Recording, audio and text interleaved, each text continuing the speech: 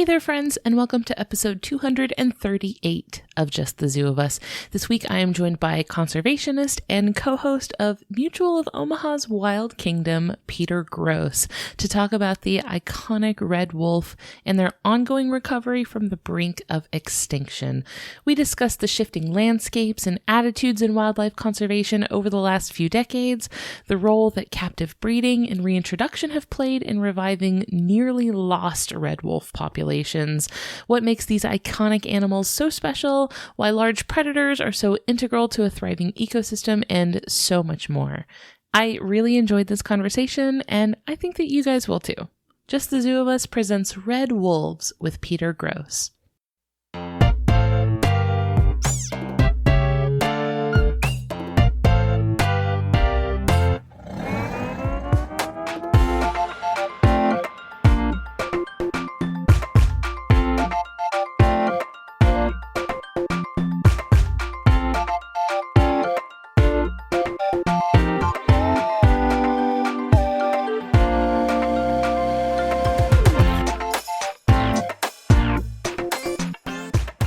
Hello, everybody. This is Ellen Weatherford. I'm here with Just the Zoo of Us, your favorite animal review podcast, and I am ecstatic this week to be bringing a brand new friend who's a new friend for this show, but probably for a lot of people who maybe like me grew up as an animal nerd.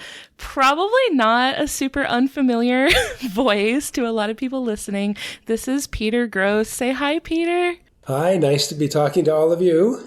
This is such a starstruck moment because a lot of people listening are probably familiar with your work with the Mutual of Omaha's Wild Kingdom.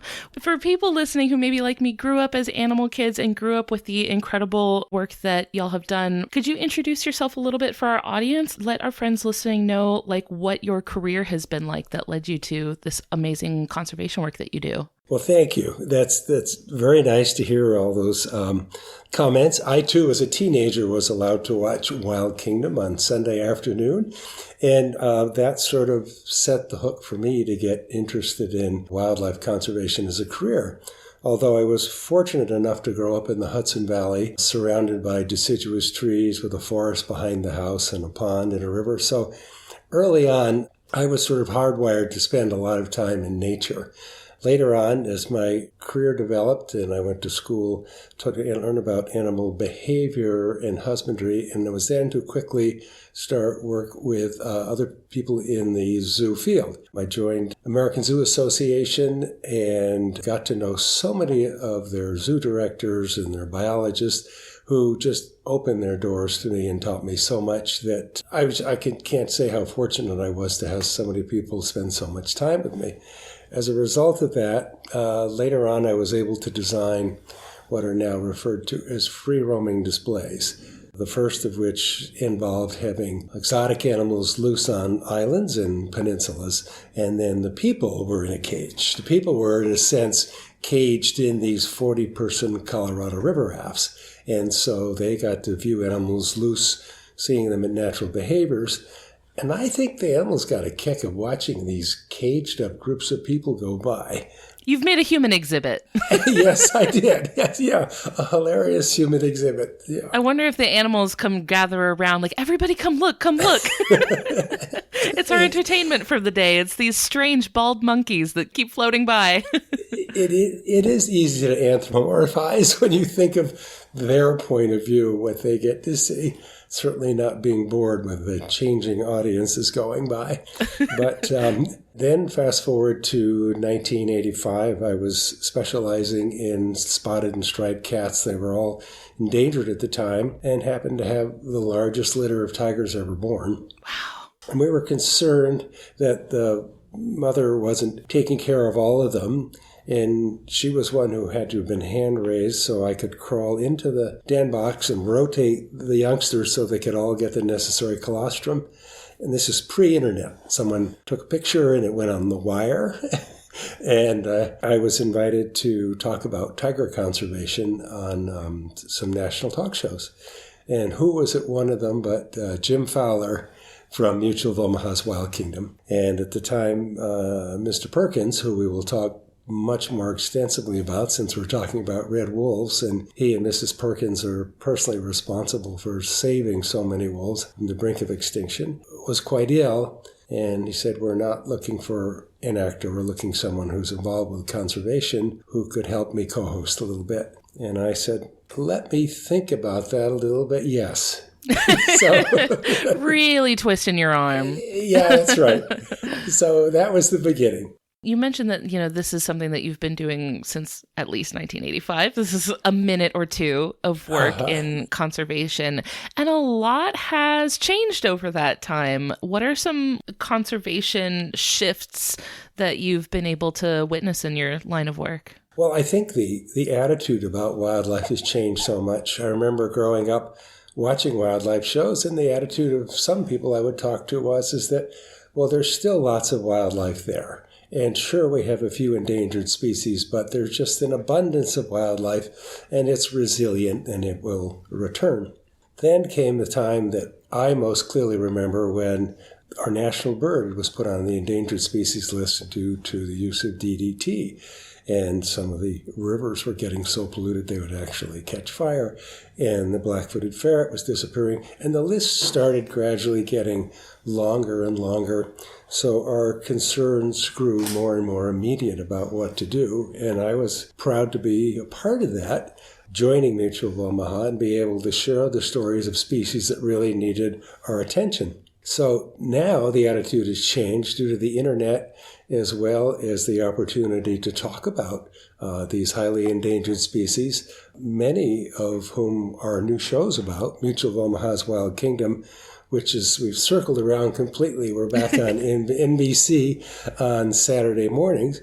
Our shows about animals back then that were on the endangered species list that have now been reintroduced or doing well enough to be removed from the endangered species list. So I've seen a lot of wonderful changes, and I'm very much aware that we still have problems that need to be solved.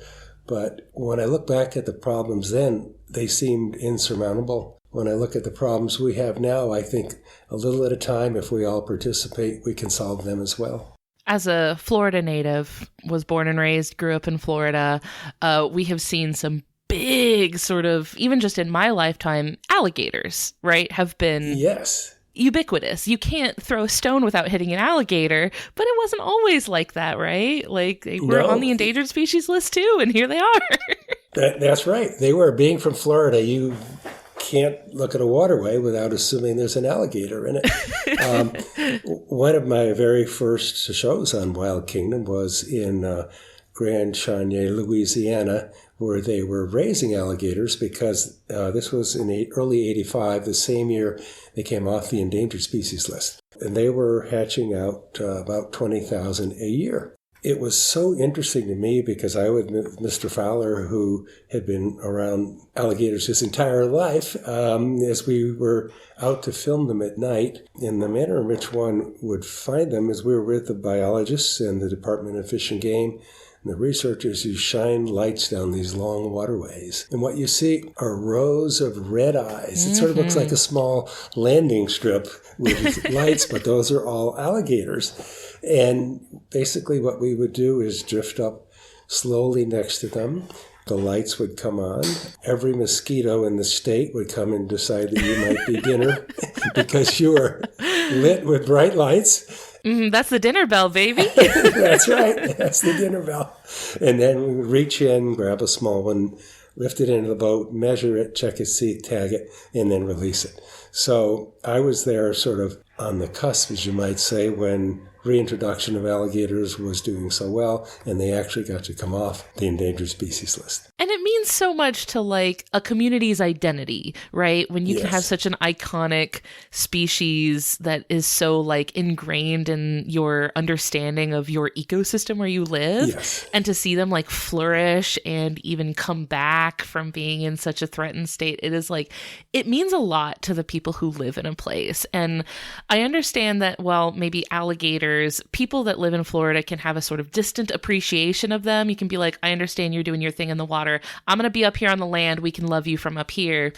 And species of wolves do not enjoy the same sort of boundaries, I think, as humans can have with like an iconic predator like an alligator. So wolves being, I know we're talking about red wolves, so I am going to ask you in a second to kind of lay out where red wolves fall in that. But you hear wolf, you often think, a villain of some sort. It is a very sort of antagonistic figure for a lot of people. So for people who aren't super familiar with wolves, haven't spent a lot of time in an area where wolves live, or just haven't really been around very much, could you introduce us to the red wolf?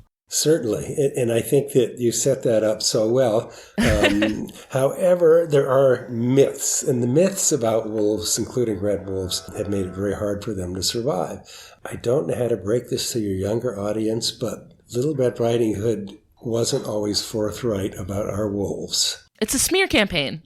That's right. It was a smear campaign. They were not the big bad wolves we were thought to be. They're basically shy, family-oriented animals that want to stay away from humans who need our help. The red wolves, like gray wolves and timber wolves, the government got together and decided to eradicate them. And in the 70s, there were only about 17 left in the wild of the red wolves. And the decision was made, first of all, they were put on the endangered species list, and then they were collected, not unlike the California condor, and distributed amongst conservation facilities, zoos, and most importantly, I think, the Endangered Wolf Center, which Marlin Perkins and Carol Perkins established back in 1971. All of the Mexican red wolves, if you track their lineage, are descendants from that facility that the Perkins family set up. So they have had success. That wasn't that long ago. They sent 4 back to be released in North Carolina. We were there filming one of our new shows, which is called, by the way, Into the Wolf's Den. That, of course, sounds so, suspenseful and sinister, doesn't it? It is. And they are not. But it was an opportunity to go there and see the most recent litter of wolves that were born. They usually have 5 to 6 in their litter. And in the wild, the mothers find a den and hide them until they're strong enough to start to take out, bring food back to them, and then eventually teach them to hunt. We were there at the Endangered Wolf Center, and they were having their first medical workup, their first check. And I was able to don my rubber gloves and stand there with the biologist and the veterinarian and see these wolves, have one, holding it in my hand. This is like the remains of a species that used to thrive. All 50 states in the United States used to have wolves. The red wolves were southerly and more eastern. And I had one of these healthy little wolves in my hand while they gave it a vaccination and checked its teeth and made sure it wasn't dehydrated. Then it just was the thrill of a lifetime. Any career where you get to hold puppies for work, you're doing good. Yes.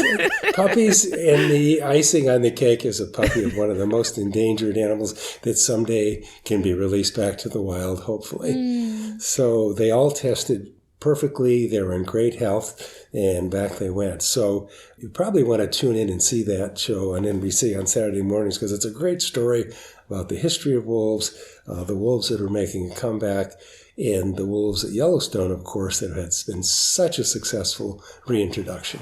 I did want to ask, how are they different from a gray wolf? Are these different types of wolves? Is it what's the family tree like?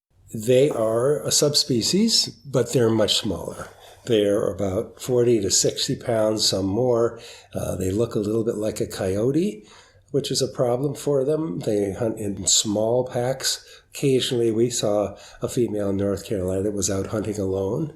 They are, sadly, because they look like coyotes, they're mistaken for my coyotes and shot. So the Fish and Wildlife Service has solved that by putting orange collars on red wolves. So if you're out there, it's clear, if you see one, that this is a highly endangered species and it should be protected, not ever shot at. Oh, that's interesting. That reminds me of those big, signs on the wings of the condors, too. Oh, yes, the giant number. Yeah. Yes. Yes. So you could read them through the binoculars as they soar by. But that's what's unique about them. Of course, they are the most endangered wolf. They were the first large carnivore to be reintroduced to the wild.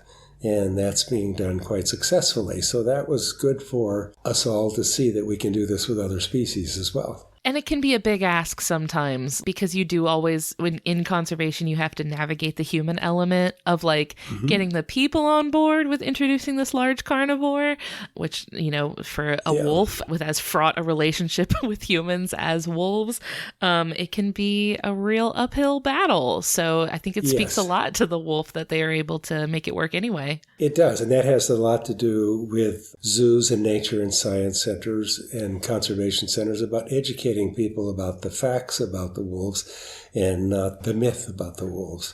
The fact that they are such an important predator that keep other animals in check is so important. They maintain the balance. Best example is Yellowstone. When the wolves disappear, the elk and the large ungulates numbers grew so rapidly, they were devouring the aspen forests and the grasslands and the cover trees and bushes that other animals need to survive. The populations of animals dropped drastically because the ecosystem was out of whack. The balance was gone.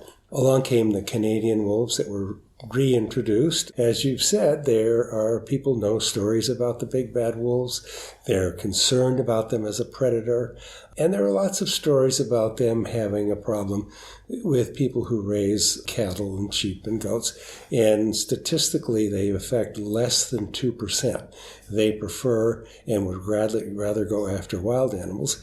And now there are methods with flagging and range riding and fencing that works very well, keeping wolves away from cattle, sheep, and other animals. So it's becoming more of a total success story. The more we learn about the wolves, the more we appreciate how important they are and take the stigma away that these are not big predators looking for humans. They're big predators who want to stay away from humans. I'm glad that you mentioned the importance of like zoo exhibits and this like educational outreach, because I happen to live like 15 minutes from the Point Defiance Zoo in Tacoma, Washington, and they have a whole dedicated area just to red wolves.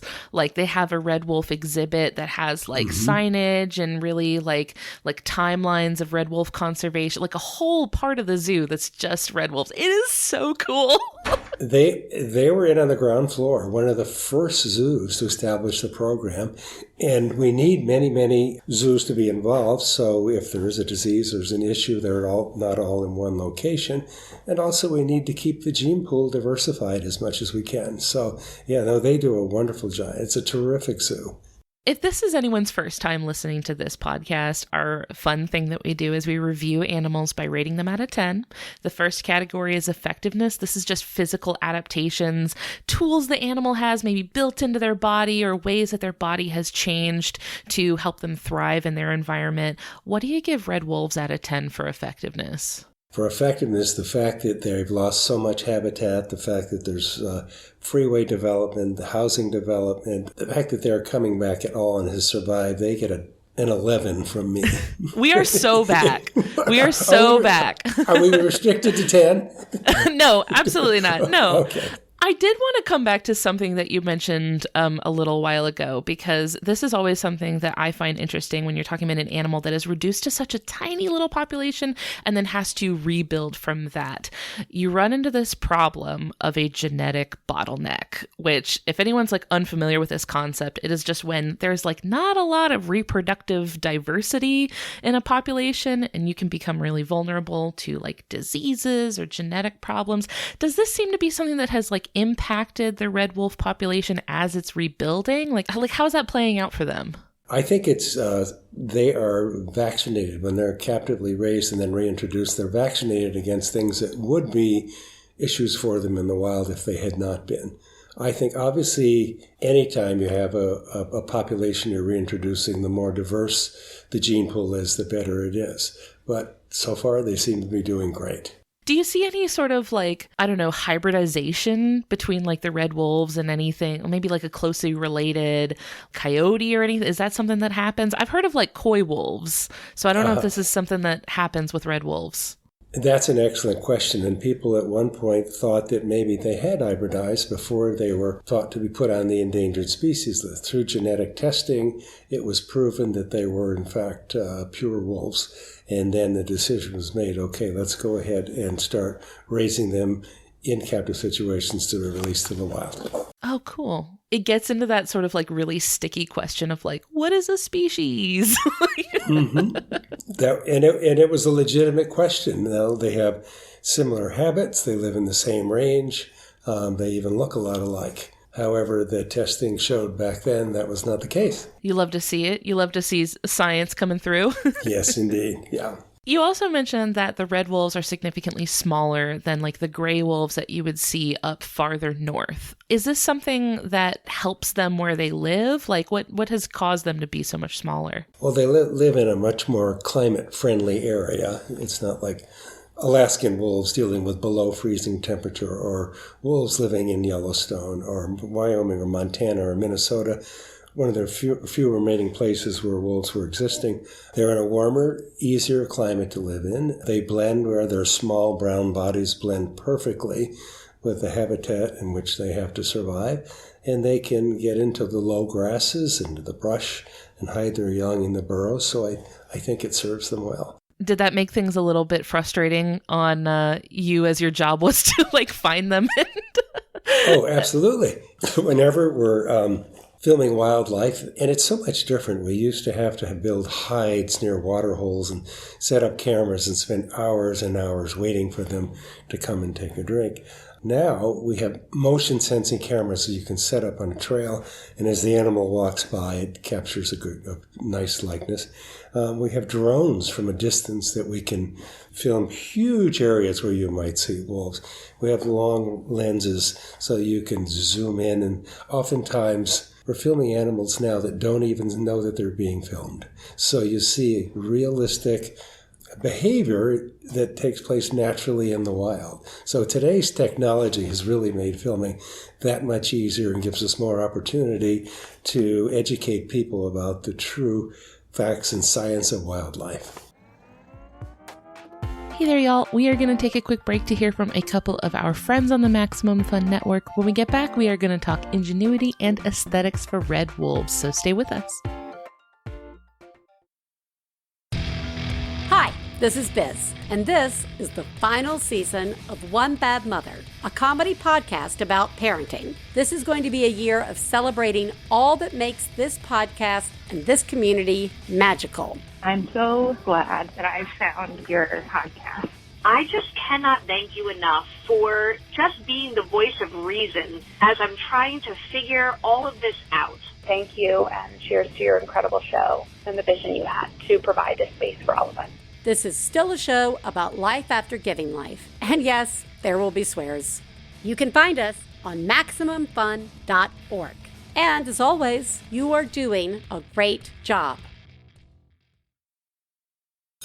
All right, class. Tomorrow's exam will cover the science of cosmic rays, the morals of art forgery, and whether or not fish can drown. Any questions? Yes, you in the back. What is this? It's the podcast Let's Learn Everything, where we learn about science and a bit of everything else. My name's Tom. I studied cognitive and computer science, but I'll also be your teacher for intermediate emojis. My name's Caroline, and I did my master's in biodiversity conservation, and I'll be teaching you intro to things the British Museum stole. My name's Ella. I did a PhD in stem cell biology, so obviously I'll be teaching you the history of fan fiction. Class meets every other Thursday on Maximum Fun. So do I still get credit for this? No. Obviously not. No. It's a podcast. You brought up that you have to be so far distanced from them to get like a sort of an honest reaction, like good natural behavior because they don't know you're there. How good are they at telling that there's someone nearby? When I'm thinking about wolves, I'm thinking about also dogs, right? Which have excellent smell and hearing. Is this something that you have to kind of like work around when you're trying to follow wolves who are pretty good at telling that you're there? Absolutely. Yeah. You are concerned about that. We always work with local biologists or Fish and Game or people from the Fish and Wildlife Service who know the area, have been studying the species, and will give us great locations to go where the odds are that we're going to get to see one. The odds are, I say, oftentimes they're just not there. They're hiding for the day, or it's too warm, or they've decided not to come out, or typically they know we're there well before we see them, so we might not get to see them. But that's just part of filming wildlife. We want them to be able to go on and do what they do in the wild every day, and hopefully we're lucky enough to capture them on film. You can't rush perfection. No, you can't. You can't give a wolf a script and be like, all right, here's your spot. Exactly. You can't get them in a makeup trailer beforehand. Yes, yeah. Well, since we're talking about their behavior and how you really want to capture their true self, sort of what they're actually doing in the wild, let's talk about behavior. The next category we rate animals on is ingenuity. Behaviors, things they're doing, ways they're solving problems that they face. What would you give red wolves out of 10 for ingenuity? I'd have to give them, staying within the regulations, a 10 because they work so well as a group, as a family group, usually 5 to 6, sometimes larger in a pack. They communicate really well. There's stories about wolves howling at full moons when in fact they don't just howl at full moons. They howl at quarter moons. They howl at new moons. They howl at other wolves. They howl at sirens. They howl at dogs. They howl, but mostly they howl to establish where they are and stay in touch with each other. No two wolves have the same sound, the same voice. Wow. They have actually learned to harmonize. You can hear them sometimes in the distance howling in harmony, and that's to make the pack sound larger, and it can be heard for a longer distance. Humans think we're so special for doing like music and harmony. We're not special. Wolves did it first. They have. So often what we've discovered much later as humans, nature has already figured out. I often think of that when I look at these beautiful barn owls with a disc in the face that takes signals and sound and funnels it back up to their offset ears, so even in the pitch black they can triangulate, turning their head with a rustle of leaves and know there's prey down there. Fast forward us to the 19th century, we designed something called a dish to receive sound, radio waves, and television signals. So we learned so much more from studying nature. Just ask the Wright brothers. It's we need to keep looking a closer look at nature's perfection and learn from it. I think there's a lot to learn from the harmony of the wolves too, because it just like, it feels like if you've ever been around like wolves in person, when they start howling, it like vibrates. You can like feel it. It does, yeah. And it sounds like they're much closer than they really are. Close to us is a zoo called Northwest Trek, where it's like a big forest, and they just have like enclosures just in the forest, and the wolves there would start howling sometimes as you're just walking through, and it just it hits you in the core, you know, like it just like resonates your soul. It does. And I don't know how large of a group of wolves they have there, but it could be one of the fairies going by that decide to sound his horn, and that could set the wolves off. They howl it for the strangest reasons sometimes. And it seems to me, because I think of like a predator as wanting to maybe prioritize stealth and maybe not wanting to like send out a giant beacon through like a giant like siren that tells everybody in the entire forest, hey guys, I'm right here. But is that a trade-off they have to make between being conspicuous and communication? I think the communication is important. It's a trade-off, saying to other wolves, this is my territory, we're here, just establishing that. And then when they're hunting or tracking animals, I think they're much more quiet about it. That is something, when I'm watching a movie, a lot of times movies that involve some sort of predatory animal, and Jurassic Park is the worst about this, they will have this predatory animal, and when it goes for like an attack on prey, it always roars. What's with that? They don't do that. I don't know. And I'm sorry I missed that movie. Well, like in Jurassic Park or any movie where there's maybe like a tiger or a lion or something, especially if it's a lion, they always show the lion like roaring as it's pouncing. And I'm like... No, The lions especially do it, and it can be heard for up to 5 miles with that deep guttural sound. I love it. The first time you are in Africa and you're in your tent and you hear that, you're sure it's 20 feet from you, when in fact it can be half a mile away because it's such an amazing sound. But again, that's a territorial sound. It can be a male with its pride. It can be letting other younger males know that are starting to mature that this is not welcome. This is still my territory, my pride. There are many reasons they do that, but basically it's to say, here I am, I'm large, I sound large, and I'm going to be as loud as I possibly can. I don't even need to hide. I'm so strong and tough. I don't need stealth. I can tell everybody where I am, and it's okay. It's like a flex. There's that too. Until you watch them in the prairie grasses stalking something so low, but even their ears are laid flat, and they just disappear into the brown grass, and they just wait until the last minute, and then away they go, not roaring. Going back to when we were talking about, you're trying to film them in the wild in such a way where your presence is not like influencing their behavior. Something that I remember talking about coyotes a long time ago is how what is now becoming their natural behavior is influenced by humans. Like they're having to learn where to go and like where a good habitat for them is.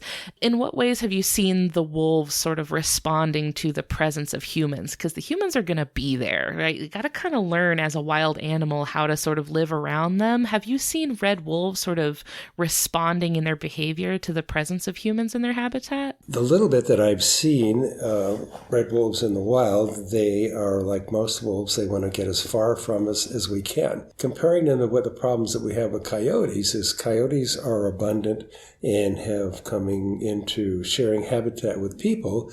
We've built houses up into their areas where they used to live, and they've become habituated to people. Once they become habituated, then it's easier to get into someone's trash or dog food or cat food than it is to go in the wilds and try to catch a rodent or something.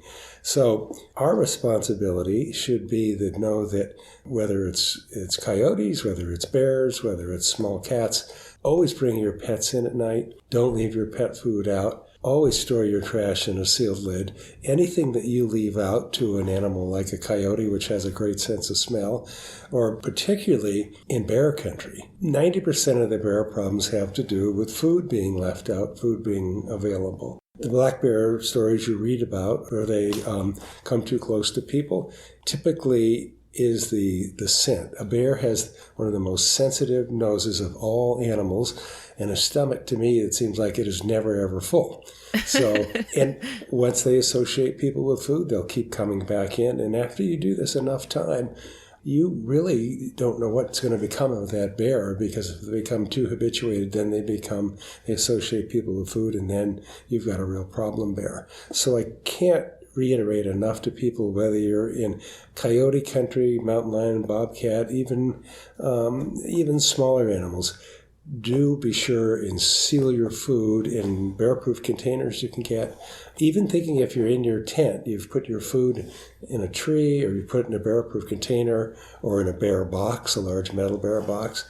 If you have your toothbrush and your toothpaste in your tent to an animal that says food, and they're going to want to come in and share it with you. So, excuse me, I'll get off my soapbox for a minute, but it's so important. Yeah. I have seen videos of either zoos or wildlife sanctuaries, some sort of facility that houses bears. Sometimes they will do product testing for camping supplies, where camping supplies that want to market themselves as like bear proof, they'll send them to these zoos and say, here, give these to your bears. Let the bears test it out. See if the bears can get into it. And they'll like test their product on bears. Sure. And it's a great way to do it. Again, we just have to continue to learn more, and more people are becoming interested in camping and hiking and backpacking and spending time in the great outdoors. And personally, I believe it's necessary for us. We spend a lot of time staring at screens, and computers are very much a way of our life. They will always be. But we sort of need that balance. We need to have time in nature to kind of shut things off and be out in the natural world to give us that balance that I think we as humans need. Nothing will sort of like realign your senses more than like hearing a wolf in the middle of the night, like wolf howling. That will sort of like snap you back to reality so fast. It does. It is so grounding. It does indeed. And it's nice to think that we came so close to not being able to hear wolves howl in the wild again. If it weren't for them being placed on the endangered species list, places like the Endangered Wolf Center and so many zoos that are participating in raising and breeding wolves, and the release programs, it's so many agencies working together, as well as private landowners realizing that it's important that they share habitat. You're from Florida originally. Recently, there was an 18,000-acre corridor approved so that wildlife can migrate from the tip of Florida all the way north as it used to. A lot of that land is owned by ranchers, big parcels of land that they have set aside for migrating animals to pass through. We were talking about earlier about the populations need to be able to spread, to find mates, to have a more diverse population. With this corridor now, I think 12 million acres has been connected so far. The Florida panther, for example, that was so highly threatened, will be able to migrate again and find a mate farther north. So it's just so important that we realize we have habitat. We're so fortunate some wildlife is making a comeback. Now let's be really careful about how we share it with them. Anybody curious about these wildlife corridors, I believe it's the Fish and Wildlife Commission for Florida has, like you mentioned, trail cams, like motion activated cameras set up in a lot of those corridors. And you can see videos online of all the animals that use the corridor. There are skunks, bears, cougars, like all sorts of you can see some incredible animals that I had never saw in my life in, decades of living in Florida, never saw one. And I saw one using the corridor on the camera. So really recommend people look up those videos because it's so cool. Absolutely. And now they're doing it with such high quality cameras that you really get a look at seeing animals behaving naturally as they do in the wild. In your time filming and observing red wolves, was there ever any time when one of them just like did something really surprising or did something you really weren't expecting them to do, or just something that you were like, that was weird? Well, the most surprising thing was to see one in the distance out hunting alone. And I was at least a mile away, and I had my binoculars, and I got a good close look at him, and the closer I zoomed in, the more I saw that he was looking right back at me. Oh, man. That was a bit of a thrill. And then it gradually went on hunting, which is something I might bring up, by the way. I think it is so important that we introduce people to nature at a very early age. The earlier, the better. And I don't mean as a teenager, let's go backpacking and give it a try. Now we have back and front packs. You can carry your child right with you, close to you, when you take your first day hike maybe. Then maybe get interested in orienteering or backpacking as they get a little older. Then gradually start spending overnights in county and maybe state parks, and then eventually national parks. Once you spend a little bit of time with your family, camping in the wild, spending time in nature, people tend to get hooked for life. And as a result, they want to know, what can I do now to help preserve this world that I enjoy spending so much time in? I do have some firsthand experience with carrying a toddler on my back in one of those like kiddo little backpack slings when we went hiking in the Pinnacles National Park in California. First of all, having the kiddo in the pack means you're able to go at a more adult pace. But also, I've noticed in the little one that I have been able to take with me on hikes and on nature walks and really being able to get outdoors with him a lot more frequently, he's not afraid of bugs the way that I was as a kid and the way that I think a lot of kids are.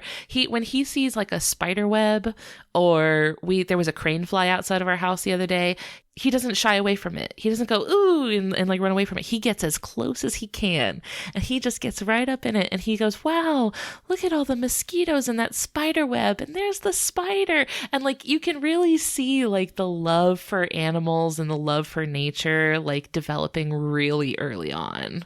Now, see, that tells me you've done it exactly right. You didn't share your discomfort with them. It took a lot of healing for me. The spiders, the insect, comfortable already, so it didn't cross generations. That's exciting, and I'm glad to see that you're taking them out so young and spending time out there. The kids are all right. Yeah, they are. Here's another suggestion: is that we're Saturday morning, the time slot on NBC we're on is called "The More You Know," and it's very family friendly. I can even say it; it's a mouthful. Mutual of Omaha's Wild Kingdom, Protecting the Wild, is a very family friendly show, and I hope that they get a chance to spend some time watching. Just to name a couple, we have Pathway to Protection, which is the corridor I just mentioned in Florida. We have the great story about the Forest Beneath the Sea, which is about the problem with the kelp forest and the Wings of Wonder, eager beavers, and the lost fox of the Channel Islands off the coast of California they've reintroduced that are doing so well. Hellbenders, this amazing little prehistoric-looking salamander that were released back to the wild, and bats of Texas, and the sea creatures of the Florida coast, which you're so familiar with. And then, again, another successful release program on Puffin Island off the northeast coast, where Marlon Perkins back in 1977 was up there filming puffins that had been released, and we were able to go back and tell that story, how successful it is. So I think that one of my concerns has always been that this generation has grown up having so much access to gloom and doom about the state of our planet that maybe they think it's too late. Maybe they think, why should they participate? What can I do to help? Because they tend to hear so many negative things about the state of our world, when in fact, this is a resilient planet. The fact that we're talking about the numbers of species that have come off the endangered species list, I think it's our responsibility to continue to create hope and point that out. Certainly, we still have major problems that need to be solved, but as I mentioned early on, we just have a way to want to preserve the natural world and nature and wild places, and we will figure out a way to preserve these wild animals and the wild places as best we can. And so, as a parent, I think we need to continue to share that message of hope with them, and then let them find out what they can do locally, regardless of their age, to help. It helps a lot to contextualize it with like successes, right? We can say like, look, these are times we almost lost something and we brought it back. We almost lost gators, manatees, condors. Like there's things we can do. So it helps to inject a little bit of optimism. Absolutely. And animals that are like on the brink of extinction or being threatened often benefit a lot from being cute. If an animal is cute, you've got like something going for you there. You can make a strong case on cuteness. And I'm wondering, because this is the last category that we rate animals on, I can see people can kind of go either way on a wolf, but just your own personal opinion, what would you give red wolves out of 10 for aesthetics? Again, they're a 10. It's a beautiful dog. They are. They're absolutely. But then our reptilian friends need as much help too. They're cute in a different way. And it's easy to say, God, we have to do something to save pandas, or we have to do something to save anything that's really cute and sort of charismatic. But as we know, all things in nature are connected.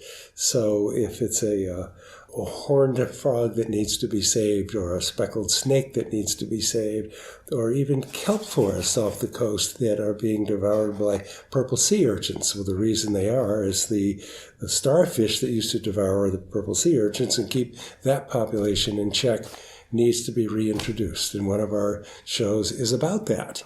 So gradually we're learning what needs to be done to sort of assist nature to get back in balance. You mentioned the reptilian friends need help too. You know, in Florida, we call gators swamp puppies. Swamp puppies? Well, that's what we call them. We call them swamp puppies.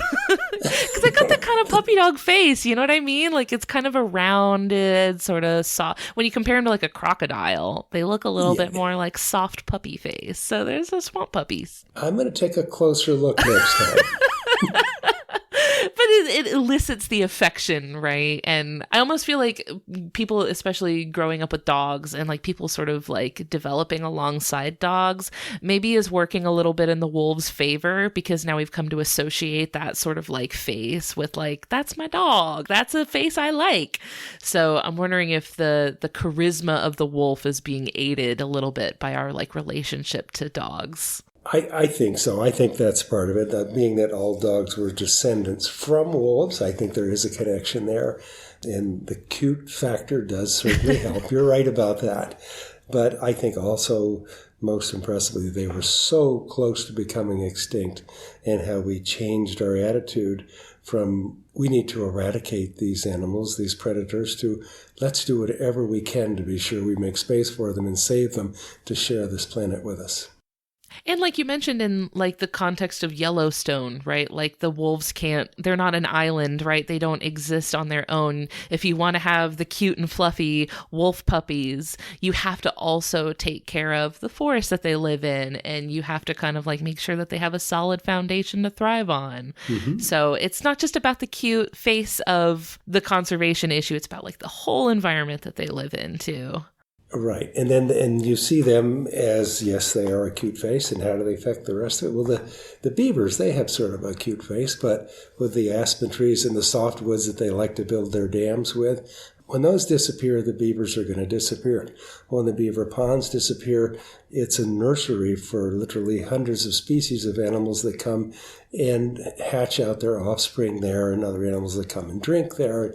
We need these waterways for the rest of the species to survive. So the idea of just maybe letting a species here disappear and a species there and a species there isn't going to affect the entire population on our planet is a misnomer, and we have figured that out. Well, for people who are listening to this who feel really inspired to learn more about nature and maybe get your whole family in on it, like make it a family thing. This is something you can do to really bond and connect with other people in your family or just in your community, get to know your ecosystem, get to know nature. A great place to start with building that knowledge is with Wild Kingdom. So for our friends listening who really want to know where to go after listening to this podcast episode, could you let us know where we can follow along with your work and see more from you? Sure. Go to Mutual of Omaha, wildkingdom.com. It's on Saturday mornings. Check your local listings on NBC Saturday mornings on the time slot called The More You Know. Very friendly family wildlife show full of science and education and excitement. And it's called Mutual of Omaha's Wild Kingdom, Protecting the Wild. Thank you so much for your time and your knowledge. I have really enjoyed this time getting to learn about red wolves with you. We will talk to you later. Bye, Peter. Bye-bye. Thank you all so much for listening. I hope that the red wolf has left its big old paw prints all over your heart. If you liked what you heard today, I hope you leave behind some kind words for us in a review on your podcast app of choice. If you want to come hang out with us online, we're on Facebook, Instagram, and Discord. Links to everything will be in the episode description. You can also send me an email at ellen@justthezooofus.com if you have a cool animal you would like to hear us talk about on the show.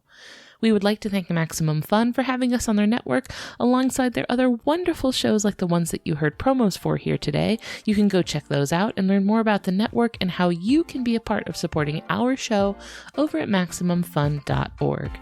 Finally, we would like to thank Louis Zong for our theme music. That's all for today. We'll see you next week. Thanks. Bye.